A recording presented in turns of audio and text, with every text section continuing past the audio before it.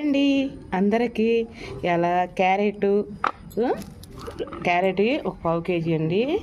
ఇగో ఉల్లిపాయలు 2, పచ్చిపప్పు ఈ కాంబినేషన్తో సూపర్ క్యారెట్ కూర చేస్తున్నా, చూసేయండి.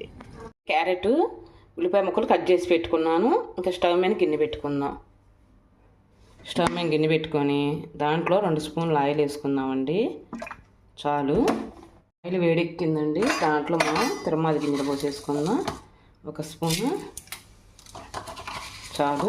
కొంచెం అవి వేగాలి, బాగా మంచిగా దూరగా వేపుకోవాలి.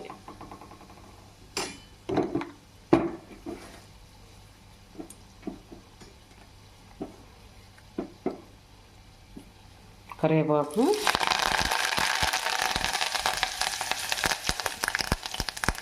కొంచెం పసుపు వేగింది కదా, ఉల్లిపాయ ముక్కలు వేసేసుకుందాం.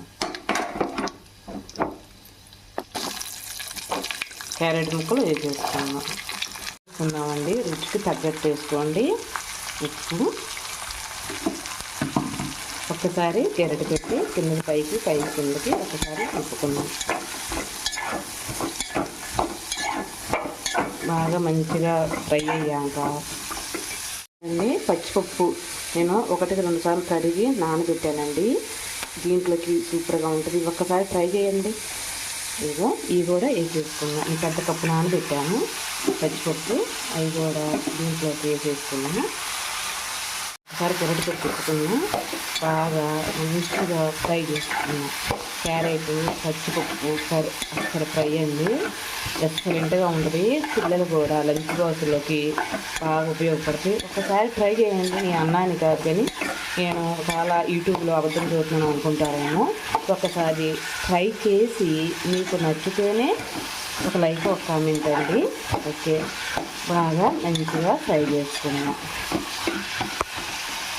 మధ్యలో ఒకసారి తిప్పుకుంటుండండి, ఎందుకంటే అడుగంటుతుంది. అడుగంటితే కూర బాగోదండి, అస్సలు బాగోదు. మనం ఎప్పటికప్పుడు తిప్పుకుంటూ ఫ్రై చేసుకుంటూ ఉంటే ఆ కూర చూడండి. ఒకసారి ట్రై చేయండి. నేను అన్నానే కాదు, చాలా బాగుంటుంది.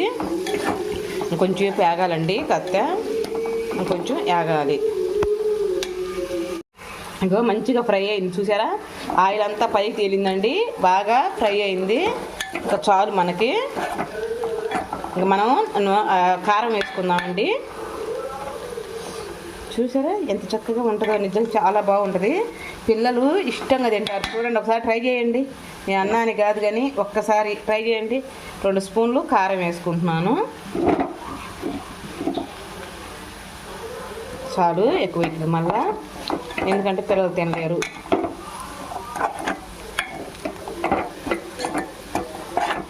చూసారా ఎంత కలర్ఫుల్గా ఉందో.